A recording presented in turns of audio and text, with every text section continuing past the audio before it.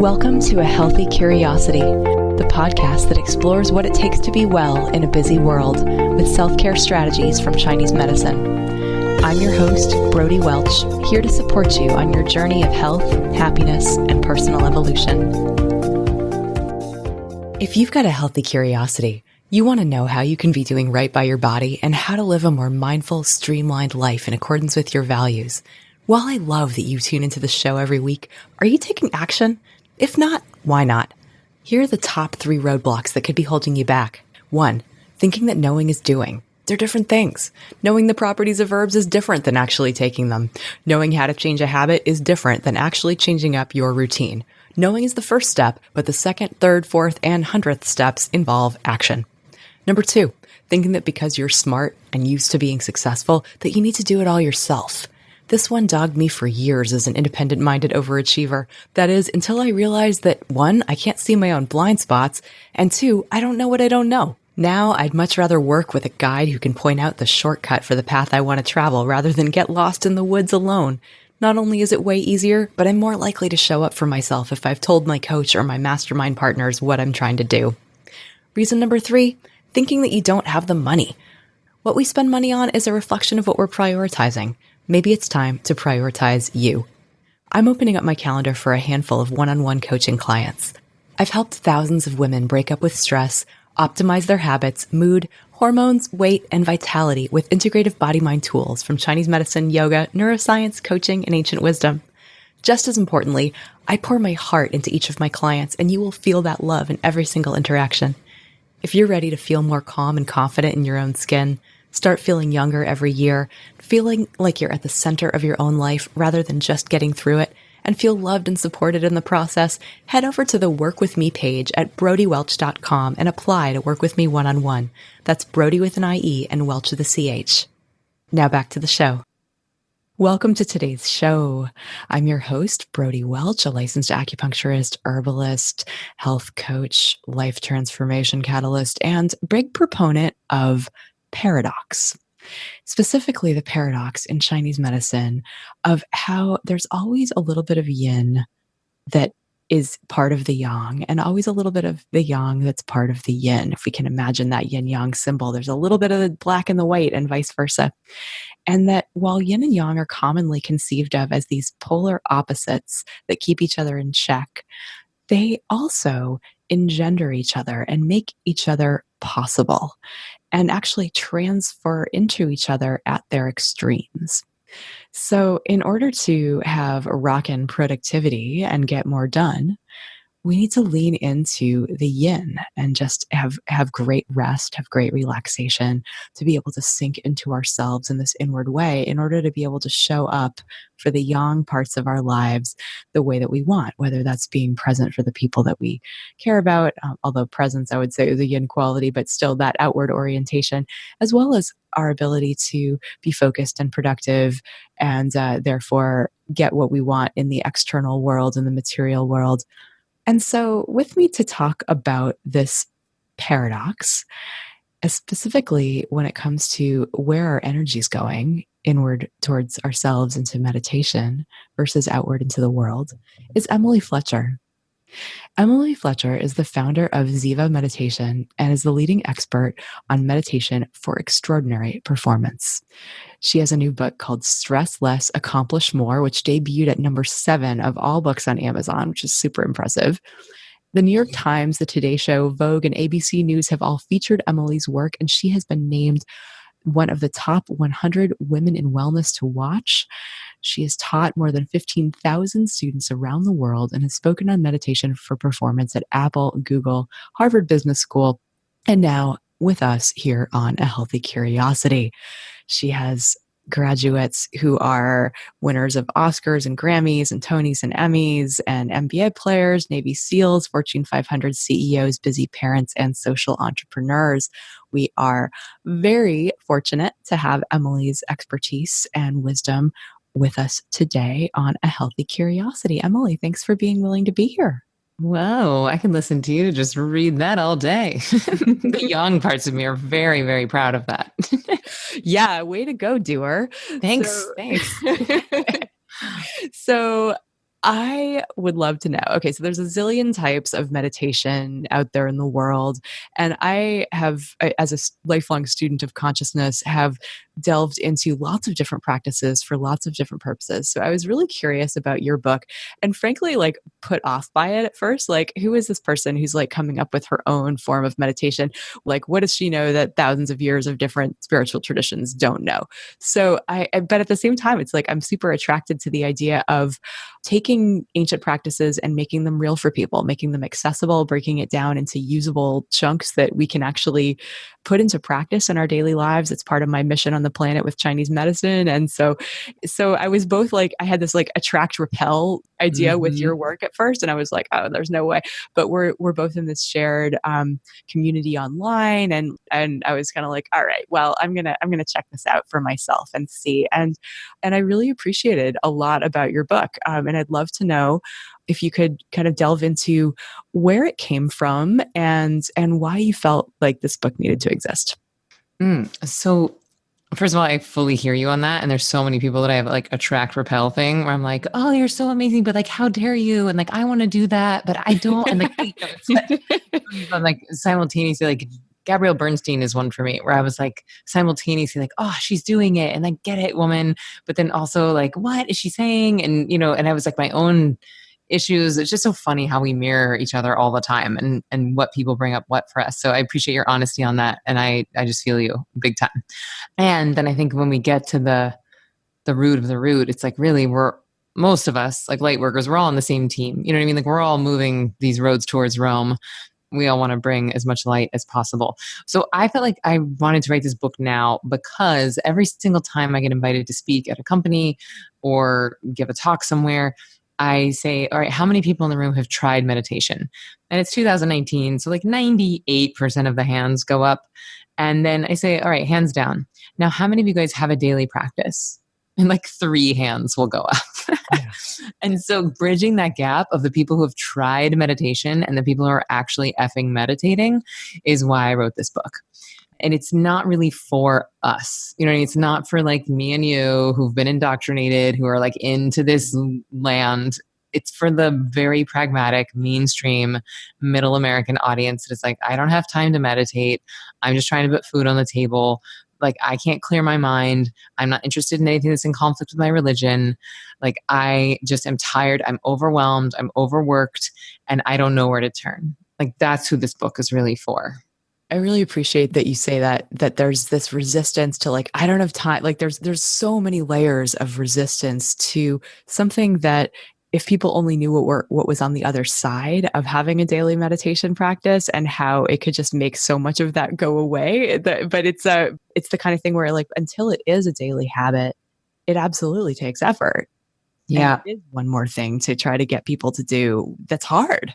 And it's virtually impossible for people to see the possible reality, of like, hey, Yes. if you do waste your time for 15 minutes twice a day in meditation, you're actually going to have more time. And that's really the big promise of the book. It's like, do this thing, waste your time for 15 minutes twice a day, and then A, B, C, D, E, F, G, H, right? Like all these things get better. You have more time. You have better sex. You have better sleep. You make more money. Your creativity is improved. Your body age reverses. Your immune system is stronger. And so it's like, the first third of the book is basically breaking down the science behind all the selfish reasons that we come to meditation. There's a whole chapter on sex. There's a chapter on sleep. There's a chapter on productivity. There's a chapter on immune function, body age, basically to just get people out of this story of I don't have time to meditate. Like really my big goal of the book will be so where no one feels justified in using the excuse, I'm too busy to meditate, where that is like just not a thing anymore. Yeah, right.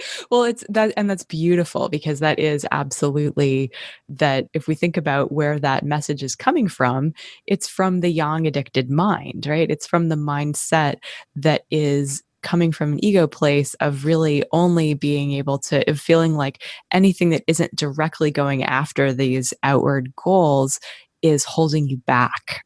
And Exactly. it's like it's unable to see that paradox. So I love that you kind of are laying out the linear rational arguments and the data about why it can get us across this bridge to these things that we all say we want. Yeah, and like the hilarious joke here is that even if you come to meditation because you want less cellulite, eventually you're going to be less of a dick. You know what I mean? Like Yeah. I don't care why you start. You could start for the greediest, most selfish reasons in the world. But guess what? If you're actually doing it every day, twice a day, you're going to become more empathetic. You will become more intuitive. Your insula will increase, which is the empathy center of the brain. Your corpus callosum will thicken. So you're going to be more in flow state. And it's a lot harder to be mean to other people when you see yourself inside of them. It's a lot harder to operate from a place of fear and greed when your body and brain are flooded with dopamine and serotonin and you feel truly fulfilled internally. And so my whole like sort of master plan here is like, let's give the world's high achievers, high performers meditating, because really these are the people who are moving the money around the planet. And money is energy. And it's where we put our money and our energy is like going to determine what sort of infrastructure we're investing in. And my real passion, hilariously, is climate change. And so, like, I'm really just trying to get after the petroleum executives and the politicians so that we can change their state of consciousness, which is the thing that has created a lot of the system that needs rebuilding. Oh yeah, you get it. You do it. Like, we need you. Absolutely. So for people who may be kind of like, "Ooh, I could use some convincing." What Hmm. you just kind of got after some of how meditation changes the brain. It helps us be more empathetic. It helps us be more in flow state.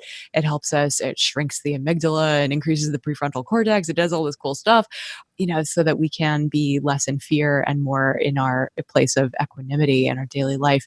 You mentioned a whole bunch of other things. You mentioned better sex. You mentioned making more money, getting more done. Like, tell me a little bit about share some of these convincing points Yeah. that you make. You do such a good job making those points in the book. So, I mean, the through line of all of those points that you just mentioned is really that stress makes us stupid. It It also makes really us does. sick and slow. And so, if you think about any ailment that you might have, and I actually want to challenge every listener to just think about any ailment in your life. It could be a skinned knee, a breakup, a move, traffic, like just anything that's bugging you right now. And then ask the question, does stress make this worse or better? And unless your current ailment is like, I need to lift a car off of this baby, or like, I gotta outrun this tiger right now, then the answer is stress is making it worse. And because the body reacts to stress based on like old predator attacks, like saber-toothed tigers, which are no longer our modern day demands. And so this fight or flight thing that a lot of us are running around in a chronic state of is disallowing us from performing at the top of our game mentally and emotionally. But then over time, that chronic stress, that chronic yang addiction leads to an increase in acidity and inflammation. And inflammation is the basis of all chronic disease. And so that can lead to things like IBS, insomnia, digestion issues. It can lead to premature body age, getting sick more often. Any number of autoimmune issues can be exacerbated by inflammation, and even degenerative diseases. A chronic lifelong inflammation is not doing us any favors in like the Alzheimer's, dementia, or Parkinson's department either.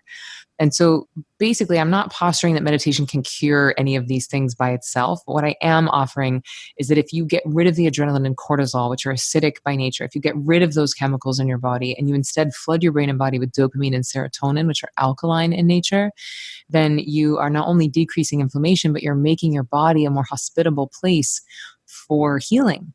And then all of these systems start to function as they were meant.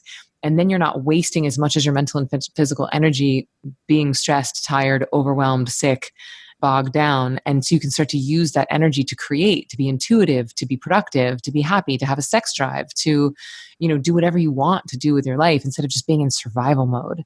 And so the nitty gritty is on that is, there's a whole chapter. I can't remember if I said this, but like there's a whole chapter on how it can improve your sleep, how it can reverse your body age by 8 to 15 years, why your sex drive increases, which is the cliff notes of that is basically like if you're about to get killed by a tiger, the last thing your body's interested in is procreation. Pretty much, yes. Yeah. So the cool thing is that just like stress can have this huge ripple effect of ailments, meditation can have a huge ripple effect of benefits. But it's all coming from the same root cause of getting rid of the stress that's been trapped in our cellular, and now we know epigenetic memories. Fact check me on this one, but I think that there's some new science coming out suggesting that trauma exists intergenerationally for up to 7 generations. So like, that means that like, it sucks for every African-American person, because like, in people are like slavery, that was less than 7 generations ago. Anyone who's a descendant of a Holocaust survivor, it's like, well, that stuff is getting passed down like in our blood memory. It's getting passed down in the epigenetics. And so it's like, this is not just you healing you, it's you healing potentially future generations as well. I'm not familiar with what you're referencing there, but just that idea that a lot of the stress in our lives, right, comes from the story of who we think we need to be, right? Who we think we need to be in a given moment so that we don't get kicked out of the tribe. Whether that is meeting other people's needs, whether that's achieving more, whether that is doing whatever it was that we needed to do to overcome like the little t trauma in our lives, that which could just be, could be something big and life threatening, or it could be just an accumulation of all those times that our brain inferred that we were in danger of being kicked out, of being isolated, which it would have been a death sentence for early humans on the savannah. And so just being able to recognize that, well, to recognize and heal our stories, that involves getting beyond the mind, right? Actually like tapping into something and abiding with a state that isn't, where that lens is not primary, where that's not how we're looking at our lives, it can be really an important thing in helping to see that it is just a story and it's not actually the truth of who we are. I love this. And I think we sometimes forget that fear of public speaking, that fear of performance, that fear of having an honest conversation with our loved one, people equate it with death, because it used to mean death. Like if you got up in front of the tribe and said something that people didn't like, they would kick you out of the tribe and then you would get eaten by tigers. So like for most people, the fear of public speaking is greater than death because it feels more real, more imminent. And so it's like, how do you get yourself out of that fight or flight and into that place of safety and security and trust and inclusiveness? And oftentimes we have to kind of like trick our brains into that, and I think it's not really a trick, but one way to do that is by flooding your brain and body with dopamine and serotonin, which are bliss chemicals, and de-exciting the metabolic rate, slowing down your breathing so your body isn't the one taking the reins. So you can be like, no, I want to show up grounded. I want to show up calm, confident. I want to show up honest, in integrity. And that's hard to do when you think you're going to get kicked out of the tribe. Yes. And I appreciate that you bring in breath, because it really does start there. Breath can, just a conscious focus on breath can downshift the nervous system out of stress, fight or flight mode and into parasympathetic rest and repair, rest and digest mode, which is where we need to be operating in order to be healthy. So I'm curious if you could let us in on what Ziva is about, like in terms of, is this a form of mindfulness? Is this a form of body-centered practice? Is it a form of open focus meditation? Or like just sort of, how can we wrap our heads around what you're prescribing for people? And do you feel like it's a universal medicine? I actually do think it is a universal medicine. And by universal, I mean like 99% of the population. The exception to that being like if you're dealing with extreme schizophrenia, or if you are like currently in a suicidal depression, I think that those are the places where I get very cautious about prescribing meditation. Got it. But for the other 99% of us, I think it's pretty dang universal. Just like sleep is pretty dang universal. It's like, I don't know any humans that don't really need to sleep. You might need different times. You might need different hours. You might need different temperatures in your room, but pretty much everybody needs to sleep. And that's kind of how meditation is, because it's giving your body rest, but it's a different kind of rest. And so what we do at Ziva is, yes, we're all about meditation for high performance. But as I was talking about it earlier, I see my sort of mission and role with this book and with Ziva is like, it's like a Trojan horse. It's like I'm taking the very powerful medicine that is meditation and I'm wrapping it in the candy coating of like, hey, it's going to make you more money. You're going to have better sex. You're going to like, it's the stuff. I'm just trying to meet people where they are. Yeah. You're a marketing genius. Thank you. I think so. That is absolutely the world we live in, right? Where it's all about the superficial externals. Not that I'm saying that with judgment, but that's just where our society places the greatest emphasis. It's what we hear. It's what people are talking about. It's what we're supposed to all be striving for, right? And so being able to connect this inner practice with these outer societal foci, it's like, how else are you going to get people's attention? It makes a lot of sense.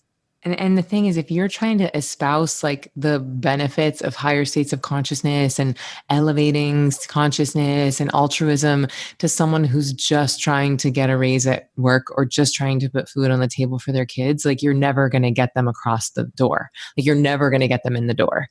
And so I think that's where a lot of teachers are missing the mark a little bit. And look, I'm not for everyone, and that's okay. But I think what my role will be in this is just getting people in the house, right? And then if they want to go and study more, like all of the beautiful, rich, ancient teachings, like there is no shortage of people that are very gifted at doing that. And so I think, my gift is just getting people interested from the get-go and even framing intellectually and scientifically why they would even want to, quote unquote, waste their time. And so I think that it's it all works out. So Ziva, yes, we're all about like meditation for extraordinary performance, and what we teach is a trifecta of mindfulness, meditation, and manifesting. So the 3 M's. And the reason why I think so many people are drawn to it is just because it works. Like people see a return on investment, and I think that this trifecta is part of the magic sauce there. So mindfulness is what most people are familiar with. So any sort of directed, focused practice, like so most of the apps out there, the YouTube videos, anytime someone's guiding you through something, I'm putting that in the category of mindfulness, which I would define as the art of bringing your awareness into the present moment. And mindfulness is amazing. It's awesome. It's very good at dealing with your stress in the now. Now, this is very different than the meditation portion of Ziva, which is all about giving your body deep healing rest that's about 5 times deeper than sleep. And that's not insignificant because when you give your body the rest that it needs, it knows how to heal itself. Now, interestingly, mindfulness is very good at dealing with your stress in the now, but this type of meditation is very good at getting rid of your stress from the past. So all that stuff we've been storing in our cellular, and like I said earlier, epigenetic memory, that's what Ziva is really good at eradicating. And interestingly, it is that catharsis, that release of that backlog of stresses, that's ultimately what's ushering you into higher states of cognitive performance. And that the meditation really is like the main course of Ziva. So we use mindfulness as like the appetizer, the meditation is the main course, and then the manifesting is the dessert. So to me, manifesting simply means consciously creating a life you love. It's you getting intentional about what you want your life to look like. And what people are constantly amazed by is just how much energy they've been wasting on their anxiety and depression and overwhelm. So when they start meditating and they have more energy, it's like, okay, well, what do you want to tie that steam engine to? Like, what do you want to do with this surplus of energy? Because nature does not like a vacuum, right? So it's like if you don't start to plant intentional seeds, that energy will start to go somewhere. And so I just like to give people the tools to manifest their dreams and to imagine them as if they're happening now. And so this trifecta of mindfulness, meditation, and manifesting just seems to be like it helps to give high achievers and high performers something to do with their minds on the way to that surrendered rest that is meditation. And then imagining their dreams helps people to feel like, oh, well, that wasn't a waste of my time. It's like, well, now I can use this sacred time where the right and left hemispheres of the brain are functioning in unison to plant the seeds for what I want to create in my life. This episode is brought to you by the Learn From Home department at BrodieWelch.com. The 2 things that I keep hearing over and over again from people in clinic that they want more than anything else is more energy and less stress. The number 1 thing people say they know they need to do but aren't doing is start a meditation practice. If this is you, you can do all of these things in just 20 minutes a day with my Learn From Anywhere Qigong class. Qigong, or energy exercise, is like a gentle exercise and moving meditation all in one. When I was first thinking about how I could help the most people improve their health and happiness in the shortest way possible for the lowest dollar value, the answer was crystal clear. Teach people Qigong. In just 20 minutes a day, you can increase your energy and mobility while calming your nervous system and your mind. You can do it anywhere, anytime, with no special equipment and without getting sweaty. And when you change the way you breathe and move, you dramatically change how you feel. For just $97, you can download a simple practice that's like a multivitamin for each of your organ systems. In addition, I walk you through how to do each of the movements step by step. If you already have a meditation practice, check out my breathing bundle, a collection of practices designed to help you regulate your nervous system, whether you need calming, centering, or energizing. Explore 12 Treasures, the breathing bundle, and more at BrodieWelch.com. That's Brodie with an IE and Welch with a CH. Thanks for listening. Now back to the show. It just makes so much sense. And from a Chinese medicine standpoint, when we think about the creation cycle, we move from the water element, which is potential, to the wood element, where we have the vision and we make the decisions. And it's this upward, outward energy that takes us into fire, which is manifestation. And so if we start from a place of inward and quiet and meditation, and then we get the vision and we get really clear about that, it's like we're moving from potential to actual. There's a power in moving kind of from just the listening to the actually, and like moving from yin to yang is that movement from potential to actual that feels like the most important thing I think we can do, right? Is to feel like we are doing our work in the world, doing what we were here to do. I love that so much. And I've never thought about it in relation to the elements because I study Ayurveda, which, there's so many parallels from Oh Chinese yeah, medicine to definitely. Ayurveda. And so I've never thought about moving through the elements with this. So thanks for that. That's awesome. Sure, no problem. I am curious about your personal relationship with this work, because clearly, like, there's just like, I mean, you've done such an incredible service at laying it out there as to like all of the reasons why it's a good idea for us to get on board with this meditation thing, how we can heal from both get present with the present, how we can heal the traumas of the past and get into this deeply rejuvenating state that like 5 times more restful than sleep. That's so interesting. And I'm curious where that even comes from. But I'm curious for you, like, just that if you can make it a little bit concrete for us as far as when you move through yin and yang in your own life and what you notice about about meditation and your experience with it.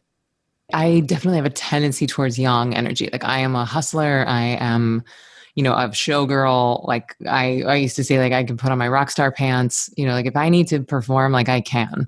And I've always been that way. I've been performing since I was in like fourth grade. And in the college, I definitely like partied my face off, but like musical theater was my religion. I could go just hard enough to where I could still get up at 8 in the morning and sing an Italian aria and take 3 Fosse classes into a ballet class, even though I had like been drinking and doing drugs the night before. So I know how to like hit it and hit it hard. And that is just something I was kind of like born with or cultivated at an early age. And what I kind of realized through my 20s is just how unsustainable that is, especially if you're performing from a place of like seeking validation or seeking approval or, which much of my performance career was. It was like me, need me, hire me, love me, want me. And that's just so unattractive and so unwatchable. And it really wasn't until I found meditation that I felt like I was able to be a vessel, even in my performance career, of like, oh, I was able to let creativity use me as a vessel.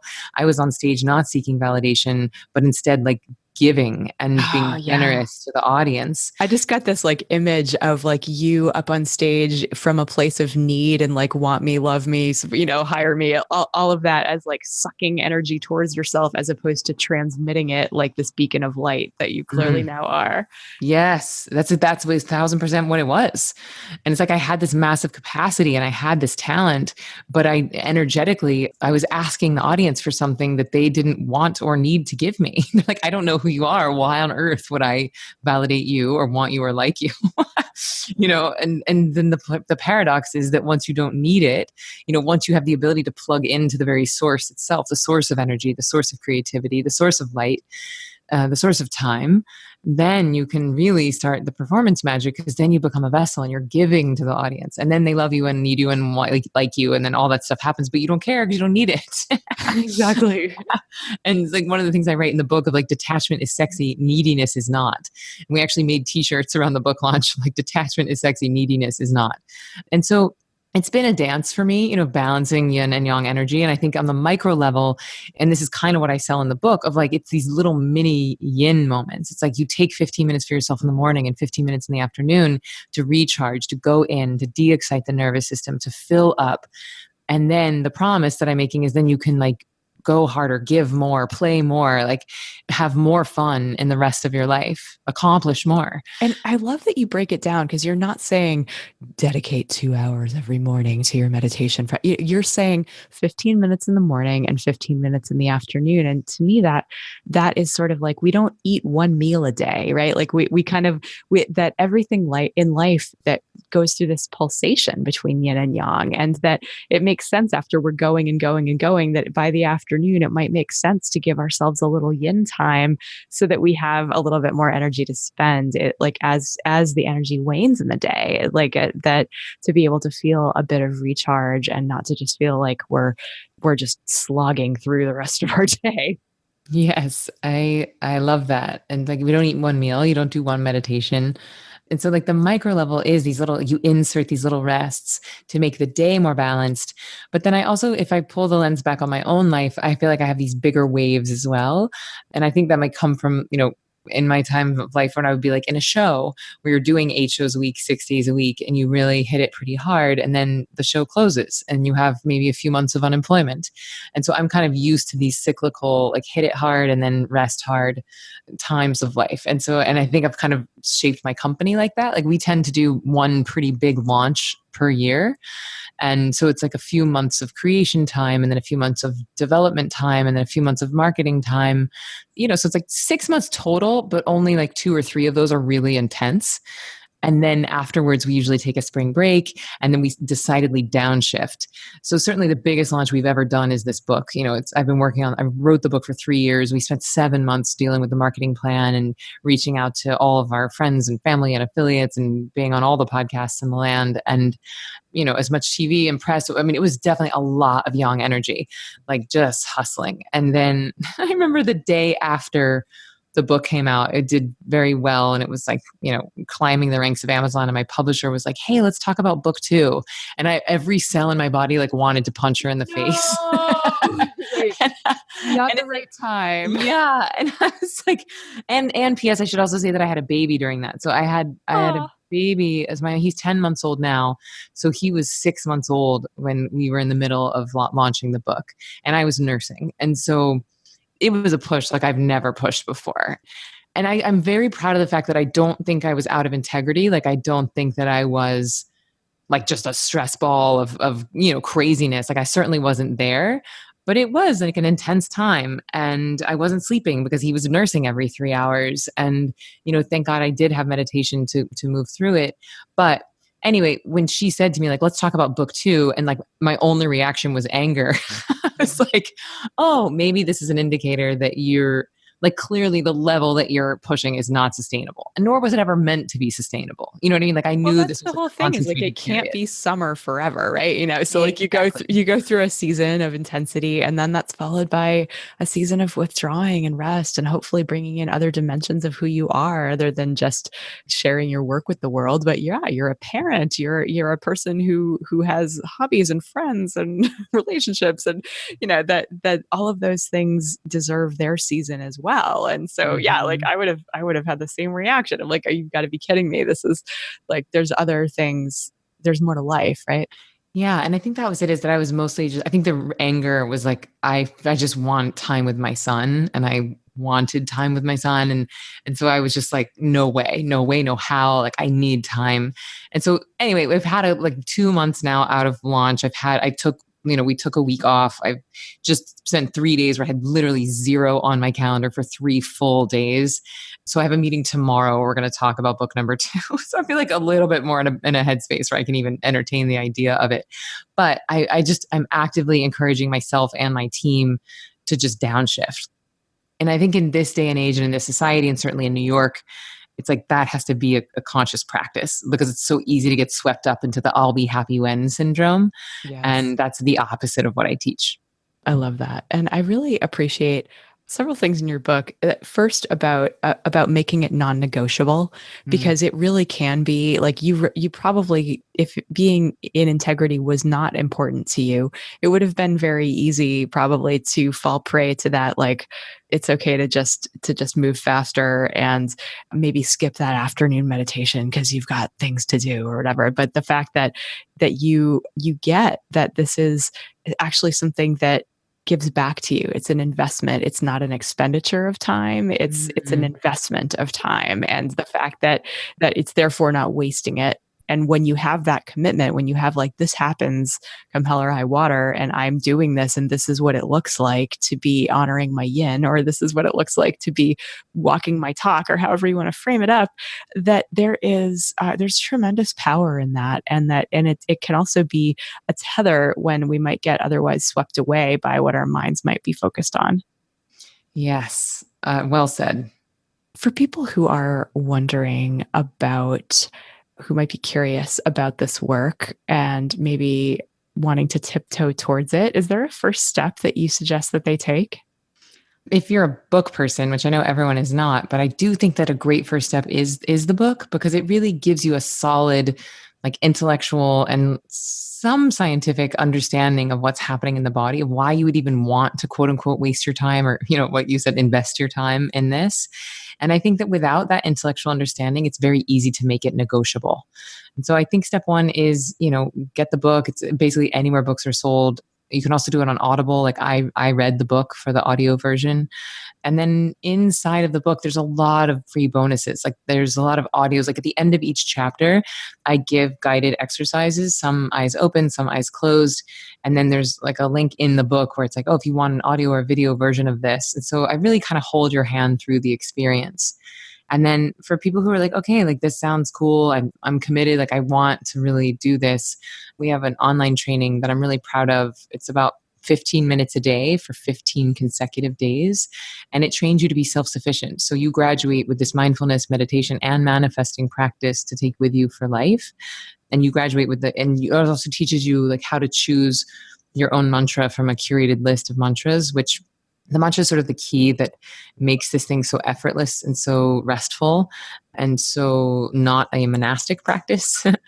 And then once you graduate, you have access to this beautiful online community and monthly coaching calls with me and lots of support. And then I teach in person as well, but that's like the Maserati of meditation. So I'd say that's like when you really want to dive in, not necessarily dipping your toe in the water. It's like you mentioned in your book. I really love that you shared the story about the monks dyeing their saffron yellow robes, right? That it's not something you can't just like hold the dye, or you can't just hold the fabric into the dye for hours and hours, or it'll get moldy, or it won't work. It needs to be dipped over and over again. And so it's that idea that so much of our culture teaches it's all or nothing. And if you're going to do something, you need to just go do an intensive or go do an immersion. But I find that that's often where it's most likely to fail, like as opposed to taking small steps in the direction of better and being consistent and doing it day after day after day after day until it carves an automatic groove in your psyche. And it's just what you do. Yes, I love this because and I think retreats are really valuable for what they're valuable for, and like some people go on like a 10-day Vipassana retreat, which I did recently and I loved it. And that's great, but it's like psychic surgery, whereas this is physical therapy. And sometimes you need surgery, but you can't perform surgery on yourself every day, twice a day. It's like true enough. Yes. But this is like it's teaching you how to do the exercises on your own so you can keep it up. This is the daily maintenance program. Wonderful. Well, Emily Fletcher, this has been such a fun conversation. I will definitely have a link in the show notes so people can access what you're mentioning here, and hopefully people can get started with that program that you're describing and get the book because it's a great read. So thank you so much for being with me today. Thank you for having me and for taking the time to read it and for all the work you're doing in the world. It's so necessary and it's such powerful medicine. And so I'm grateful to you. Thank you so much.